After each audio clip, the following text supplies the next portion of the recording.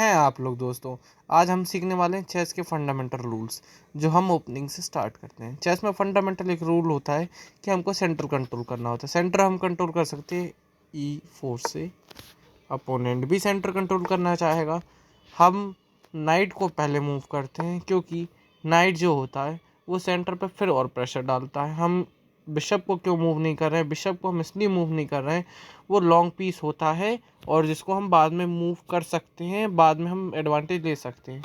इसके बाद हम फिर से हमारे सेंटर पे प्रेशर रहता है। हम ओपनिंग में मोस्टली सेंटर कंट्रोल करने की कोशिश करते हैं और पीसेस को डेवलप करते हैं। हम अवॉइड करते हैं एक पीस को 2 बार चलना। क्यों? क्योंकि वो हमारा डेवलपमेंट रोकता है। जैसे हम इसको यहाँ पे चल के नहीं चल लेंगे, क्योंकि हमारा जो सेंटर रहेगा वो डेवलप नहीं होता है। इसलिए हम अवॉइड करते हैं एक पीस को 2 बार चलना। अपोनेंट भी सेंटर डेवलप करना चाहेगा और सेंटर डेवलप कर देगा। इसके बाद हम एक यहाँ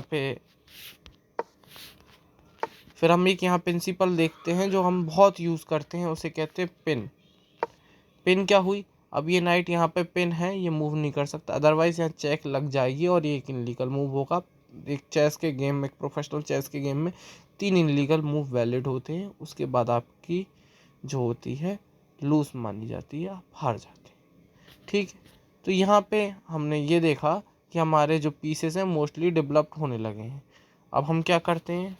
अब हम देखते हैं कि जो ब्लैक है, जो हमारा अपोनेंट है, वो अंडर डेवलप्ड है और उसके पीसेस ज़्यादा बाहर नहीं निकले, इसलिए हम कैसलिंग कर लेते हैं। अभी हमने सेंटर इसलिए नहीं खोला था क्योंकि हम कैसल नहीं करे थे। अब हम सेंटर खोलना चालू करते हैं क्योंकि हम कर चुके हैं अब कैसलिंग। जैसे ही आप अपनी कैसलिंग कर लें, उसके बाद आप सेंटर खोल सकते हैं। हम खोलते हैं सेंटर।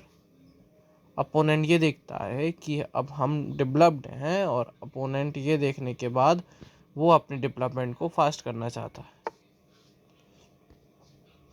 ये देखते ही अब हम जो पिंड रुक था उस पर क्या करते हैं? अटैक करते हैं। अब ये मूव तो हो नहीं सकता।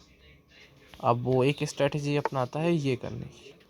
हम देखते हैं ये तो चेक लगी है। अब वो चेक को बचाने के लिए एक मूव होगा, ये चलता है। इसके बाद हम फिर देखते हैं, अब हमारे पास एक ही मूव है। इसके बाद फिर से हम अपने पीसेस को डेवलप करना चालू करते हैं और हम करते हैं रुक। ठीक है, जैसे ही हम ये करते हैं तो हमारे पास एक और फंडामेंटल एडवांटेज आ जाता है कि हमारा बिशप भी एक्टिवेट हो चुका है। ठीक है, इसके बाद हम क्या करते हैं? रुक्स को कनेक्ट। रुक्स को कनेक्ट करना क्यों इम्पोर्टेंट है? एक दूसरे का डिफेंस कर रहे हैं। उसके बाद अब हम ये देखते हैं कि हमारा पॉन किस साइड में गई।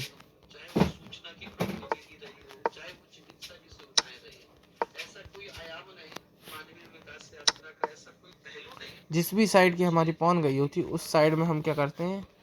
हमारा रुक प्लेस करते हैं, क्योंकि ओपन डायगोनल्स में मोस्टली रुक को प्लेस करा जाता है और बिशप्स लॉन्ग होते हैं, इसलिए इनके सेंटर में साइड में प्लेस करना होता है। इनको भी सेंटर साइड में प्लेस करना हो। Thank you, have a nice day. और आगे हम सीखते रहेंगे, जानते रहेंगे और जीवन को बेहतर बनाते रहेंगे। मेरा नाम है अथर पांडे। आगे के लिए जुड़े रहिए। धन्यवाद।